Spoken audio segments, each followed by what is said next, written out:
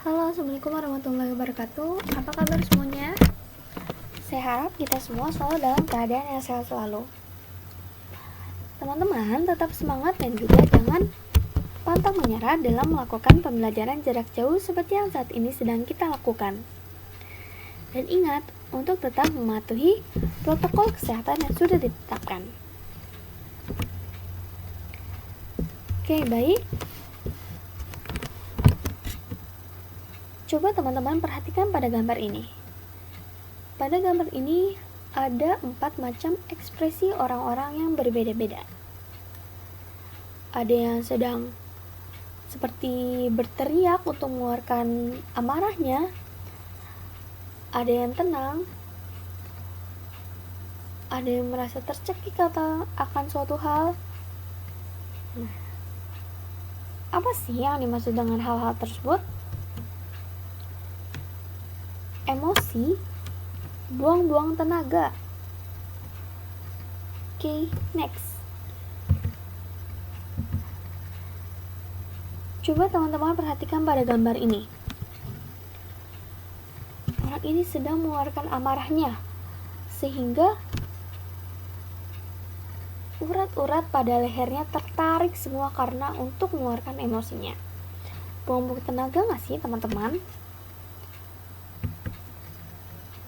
Lalu apa yang dimaksud dengan emosi? Emosi adalah pemberian dari Tuhan agar kita bisa memberikan reaksi terhadap keadaan, situasi, atau sesuatu yang terjadi di sekitar kita untuk mengkomunikasikan diri kita kepada orang lain. Jadi, ketika kita memberikan reaksi terhadap keadaan, situasi, atau sesuatu yang terjadi di sekitar kita, orang lain bisa memahami dan mengerti tentang diri kita. Dan kita juga bisa mengerti ataupun memahami dengan apa yang sedang dirasakan oleh orang lain, sehingga terhindar dari kesalahpahaman. Contohnya, ketika ada teman kita yang sedang merasa bad mood atau emosinya lagi buruk, akan tetapi kita malah mengajak ia bercanda. Yang ada dia malah marah-marah kepada kita. Dan kita pun menjadi salah paham kepadanya dan berpikiran buruk kepada dia.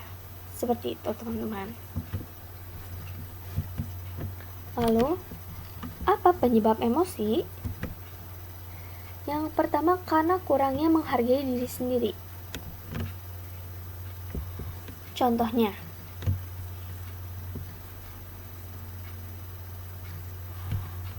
seorang bos yang memarahi karyawannya karena melakukan kesalahan secara membabi buta. Padahal, hal itu bisa merusak nama dan juga jabatannya. Meskipun ia seorang bos, akan tetapi ketika ia memarahi karyawannya secara membabi buta, tentunya akan membuat namanya buruk di lingkungan sekitarnya. Dan ia bisa dikenal dengan bos yang arogan atau sombong. Nah, bos tersebut tidak melihat apakah namanya akan tercemar tidak baik atau tidak. Selanjutnya, tidak memikirkan efeknya. Di mana individu meluapkan emosinya secara membabi buta tanpa melihat apakah tindakannya tersebut dapat berakibat fatal dan juga membuat orang lain menjadi sakit hati atau tidak atas perbuatannya itu. Lalu, masalah jasmani.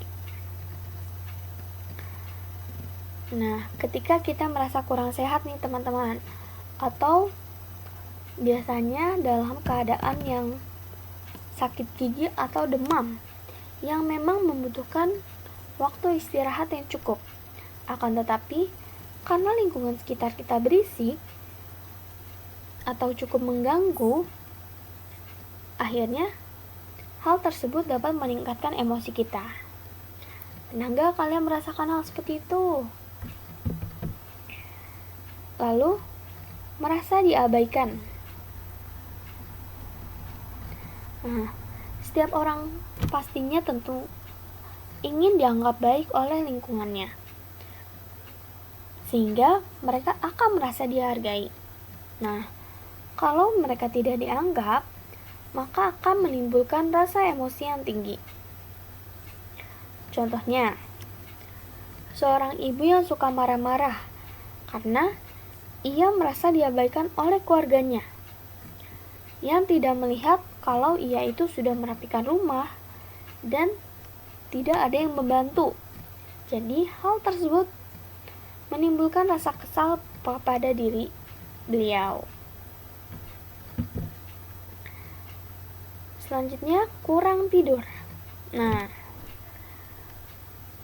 individu membutuhkan pola tidur yang baik. Untuk anak-anak membutuhkan pola tidur selama 7-10 jam. Sedangkan kalau orang dewasa 6-8 jam. Kalau kita kurang tidur, maka kondisi kita akan merasa tidak enak. Yang berakibatnya kepala kita menjadi pusing, migrain, dan kita tidak fokus kepada hal-hal apapun. Nah, dan hal itu juga bisa memicu emosi kita. Seperti itu. Lalu, sombong. Sifat manusia yang merasa mampu untuk melukai tanpa pembalasan. Kalau sombong ini bisa berasal dari eksternal atau lingkungannya, yang menuntun dia untuk selalu melihat ke atas tanpa melihat ke bawah, dan memandang rendah orang-orang yang berada di bawahnya. Sehingga, orang yang memiliki sikap sombong selalu merasa bahwa dirinya yang paling kuat dan yang paling berkuasa. Dan ia mampu untuk melukai orang lain tanpa melihat akibatnya untuk orang lain itu seperti apa. Selanjutnya, dampak positif dari emosi. Menegaskan diri kita, menegaskan kepada orang lain. Seperti yang sudah saya katakan tadi, ketika kita mampu menyampaikan emosi diri kita, tentunya kita bisa menegaskan kepada orang lain tentang apa yang sedang kita rasakan, sehingga orang lain bisa memahami dan mengerti kita. Begitupun sebaliknya. Kalau orang lain tersebut menegaskan tentang emosi yang sedang ia rasakan, tentunya kita bisa memahami dan mengerti orang lain. Dan negatifnya, yang pertama, untuk membuang-buang energi. Lalu, menurunkan harga diri kita sendiri, menurunkan harga diri orang lain, dan menimbulkan penyakit fisik. Nah, maksudnya menimbulkan penyakit fisik ialah dengan menjadikan diri kita yang suka meluapkan kemarahan secara membabi buta, maka bisa saja kita terkena tekanan darah tinggi. Atau ketika marah, tubuh kita menjadi tegang. Dan dapat berujung pada penyakit stroke. Selain itu juga bisa menimbulkan serangan jantung.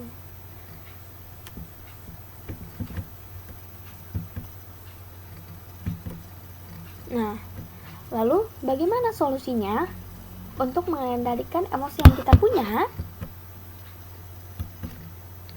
Yang pertama, memikirkan efek sampingnya. Memikirkan sebelum kita meluapkannya, apakah ketika kita meluapkan emosi, kita akan berakibat fatal untuk diri kita atau tidak. Yang kedua, melihat harga diri kita dan orang lain. Nah, kita harus melihat terlebih dahulu nih, apakah dengan kita emosi menurunkan harga diri kita dan orang lain atau tidak, sehingga nama kita tidak akan rusak di dalam lingkungan masyarakat. Nah, yang ketiga yaitu mengubah kata-kata yang lebih baik. Kita boleh ini marah teman-teman. Mungkin memang ketika kita marah, kita tidak bisa mengontrol kata-kata kita. Tapi, cobalah kita menggunakan bahasa-bahasa yang bijak, bahasa-bahasa yang baik dan memotivasi, sehingga kita tidak dapat menyakiti hati orang lain dan juga merugikan diri kita sendiri.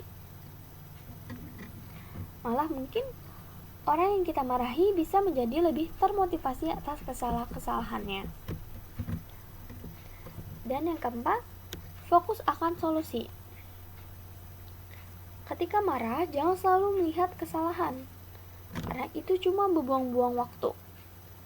Akan tetapi, belajarlah ketika marah melihat solusinya, sehingga ketika marah kita juga dapat jalan keluarnya. Dan yang kelima, tidak sombong. Karena orang yang sombong adalah orang yang suka melukai orang lain tanpa ada balasan.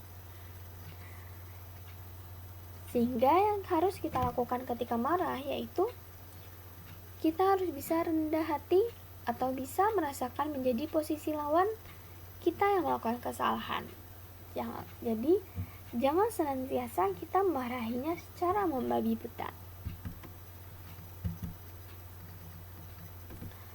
Boleh marah, namun marah pada tempatnya dan ubahlah kata-kata marah kalian menjadi kata-kata yang motivasi.